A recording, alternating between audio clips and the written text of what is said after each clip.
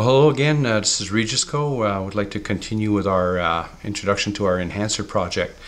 Here we have a normal, or basically a het enhancer, an enhancer, and an enhancer G-stripe. So far, this is the second visual enhancer project that we've been able to produce from the original enhancer through the double het breeding, and we've been able to produce several enhancer G-stripes and some enhancers, possible het G-stripe. We also have a nice assemblage of genetic stripe het enhancers, pastel G-stripe het enhancers. We've introduced the enhancer into the pastel, the spider, the pinstripe, the lemon blast. We this year have added on the enchi, as well as the butter and the butter enchi into the enhancer project.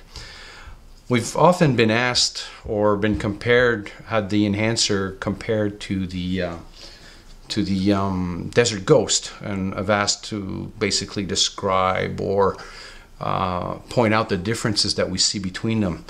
I'd like to say there's probably a lot more differences than there are similarities. And I think it's introducing the Bell line Desert Ghost here on over here. I think it's easier to see the difference than to explain the difference. I know when we're looking at pictures of the enhancer online, depending on the pictures that are taken or that are, you know, how you see them on your computers, they would look, to the first person seeing them for the first time, I could see how they could, a lot of people would say Desert Ghost. But it's fairly obvious that when you have them side by side, there are some noticeable differences.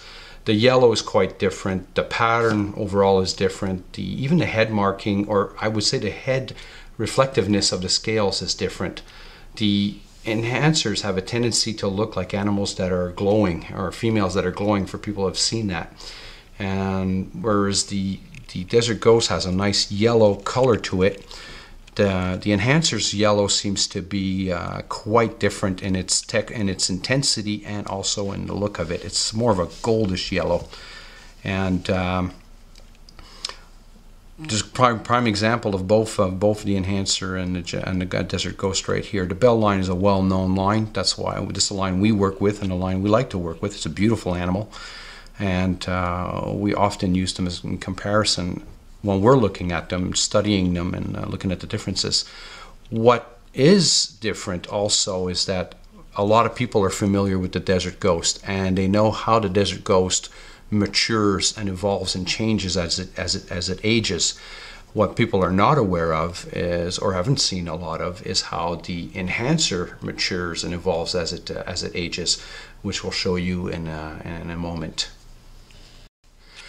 All right, so here we go. Over here we have an adult male enhancer who's about 2-3 years old. And here is our adult male Bell line Desert Ghost, who's also about 3 years old.